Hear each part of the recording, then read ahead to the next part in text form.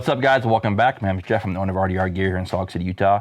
And before we get into what I've got in front of me, let me tell you a little bit about what we do at RDR. We're a soft goods manufacturer primarily. We build plate carriers, chest rigs, placards, a full line of professional grade canine gear.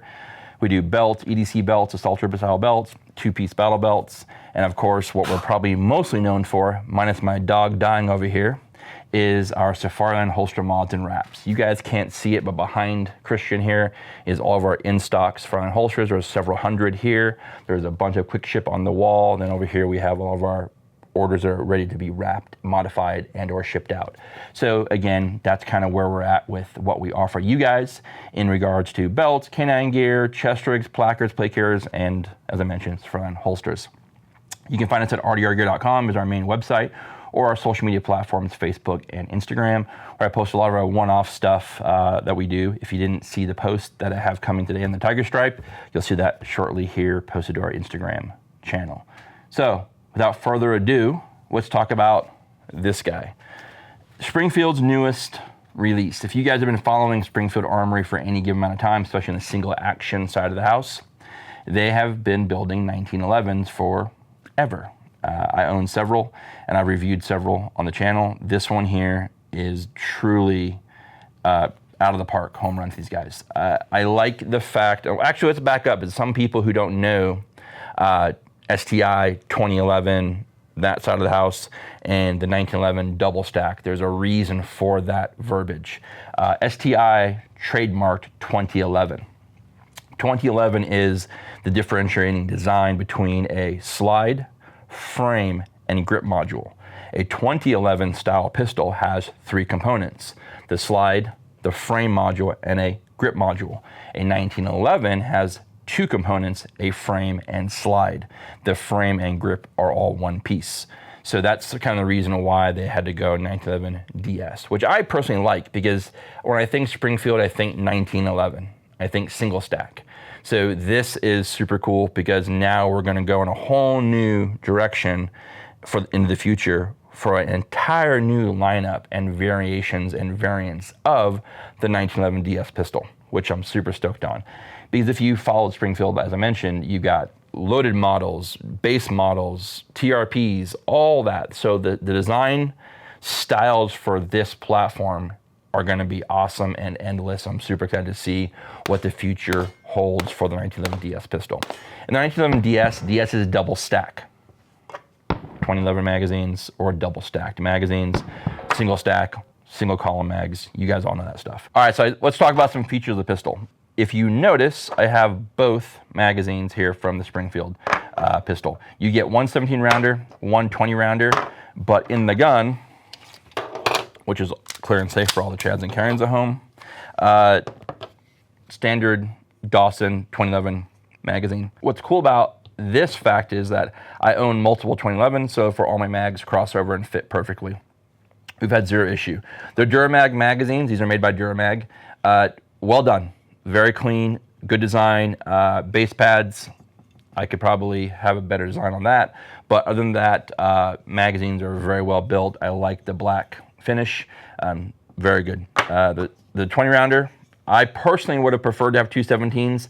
I don't really like the look of the 20s, but it is what it is. I like the fact that they did give consumers the volume of the magazine. Some guys are going to like that. So again, but me personally, I do like the look of the 17s versus the 20s. That's just my personal preference. And of course, the standard magazine that fits in the pistol.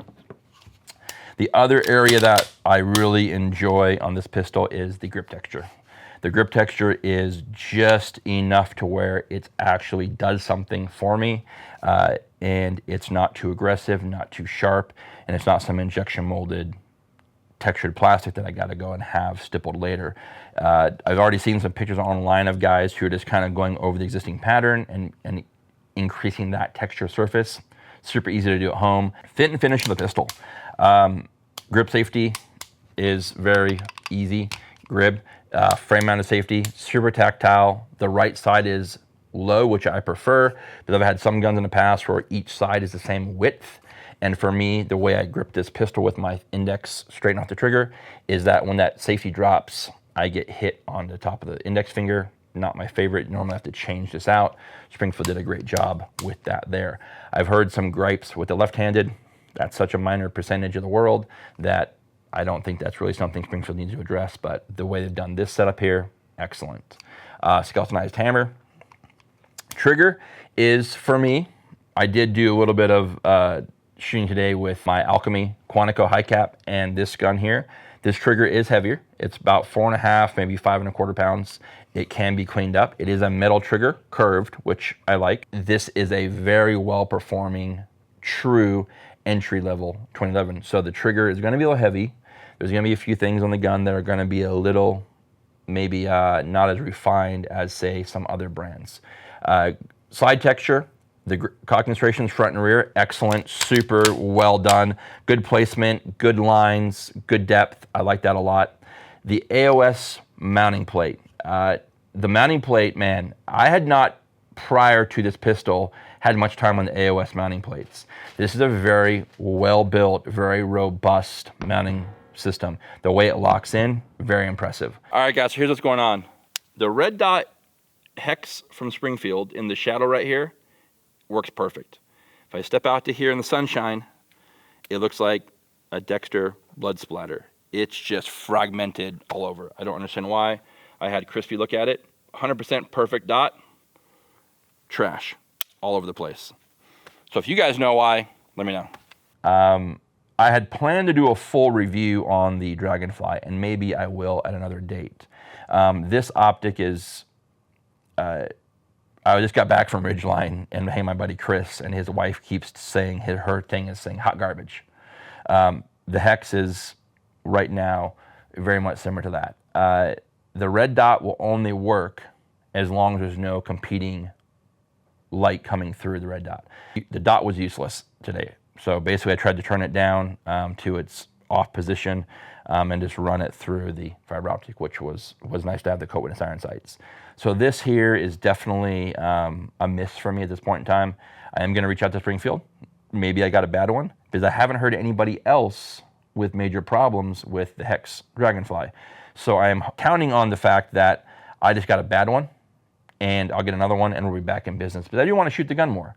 But with my eyes the way they are now, I have a hard time shooting the fiber optics. But today was fine. This fiber optic is very well done, very bright, a good size. Even through the window, I was able to use it as a co-witness, and we had some good hits, and the pistol grouped very well. So disappointing on the Hex. The mounting plate miss is also disappointing, considering that pretty much everybody and their mother in the country has an RMR, and for this gun not to release with the RMR plate was sad, to be honest. So, but other than that, we move on. Frame to slide fit, excellent, very well done, Springfield. Very well done on that aspect. Full rail. I'm running the new Surefire X300 Turbo on the 4.25 gun. Excellent light source there. I'm really digging the X300 Turbos. We got some content coming out in this light as well. At the end of the day, when you look at some of the commentary on social media, guys, if you're looking at a 2011 platform, ignore all that noise, right? Do your own research. I'm about 450 rounds in right now. One of the things I think with people who are buying this pistol or the social media content online is they're looking to find problems with the pistol. There are going to be gunsmiths who talk about this, that, and the other things they would fix, whatever, but for a consumer who wanting to get into a pistol for $1,500, right, get a red dot on this gun and be into a 2011 platform that looks and feels as good as this pistol does, it is a home run out of the park. And this is going to be their base model. This is going to be the entry. This is going to be their basic GI model if you compare it to a 1911 line from Springfield. There's going to be a loaded model. There's going to be a TRP. There's going to be all kinds of cool new iterations of this pistol coming out. The fact that the gun takes majority of 2011 components and parts that you can upgrade and switch, recoil springs, mainspring housing, extractors, disconnectors, all those things you can upgrade as you go. There's already guys online sharing little tips and tricks they've done. I have yet to have any problems. This gun was not sent to me. This is one I purchased blind. And we have been running this thing with no issues whatsoever. We've ran different ammo, 124, 115, but one of the things I see that's out there in some of the content is gripping the pistol and how you grip the gun. We're going to address that in another video. And this gun did need some lube. When I did get it, the gun was dry, right? I did have to lube the pistol, and when I saw other people having issues and failure to feeds and whatnot, those are things that I think, number one, grip, number two, potential magazine, number three, lubrication. That's going to fix a lot of that. But getting the gun out the box and going to the range and having some problems, and if you're not gripping the pistol correctly with a 2011 style grip, there may be some problems. You may have, but it's not. When you guys seen any of the malfunctions, it's a failure to feed where the round is getting caught right about here, right, and it's just hitting on the feed ramp of the barrel. Okay, could that barrel be ramped a little more? Absolutely. There's going to be things you're going to do to a gun that's $1,500. We've been modifying and tuning 1911s and 2011s for years.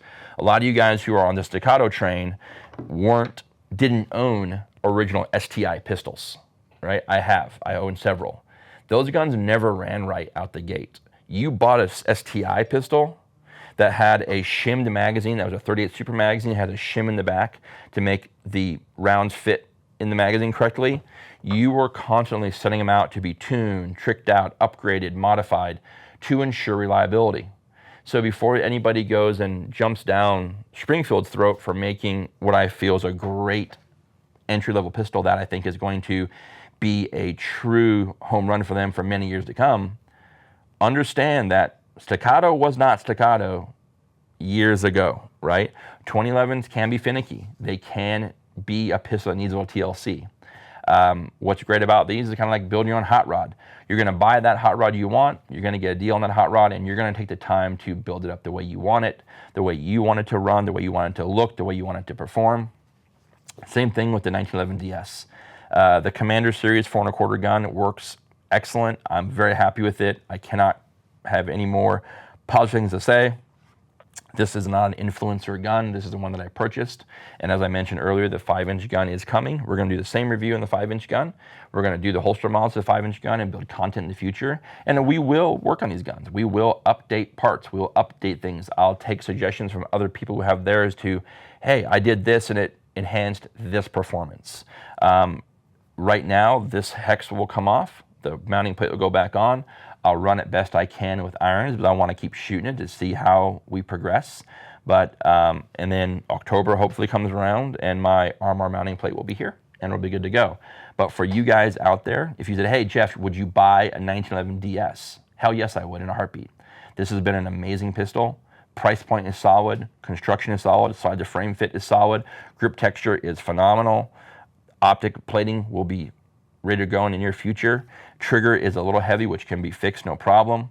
Ambi safety galvanized hammer, cocking serrations, full rail for whatever light you want to run. It's heavy. It's slightly heavy. It is. But at the end of the day, it's a great performing pistol that you won't regret buying. So guys, at the end of the day, that is my review on the Springfield 1911 DS Prodigy 4¼ Commander. Don't listen to the hype, you guys. Do your own research. Be your own mind. But this pistol is well worth the investment. And I guarantee if you did have a major catastrophic failure or issue with the pistol, contact Springfield. They're going to take care of you. It's not a fly-by-night company. They're going to be able to take care of your customer service, at least get you back up and running. But at the end of the day, every pistol needs a little TLC. So all I can say is if you buy one, lube, check magazines, break it in a couple hundred rounds before you go and think you got a lemon. So thanks for watching, guys. As always, we post 2 to 3 videos every week on gear that we buy, gear that we review, gear that we manufacture. Until next time, be well. Take care. She's a 6, but she has 4 Dalmatians.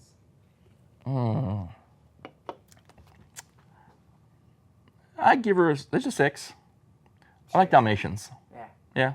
Now, does she have the crazy hair like Cruella de Vil as well, or no?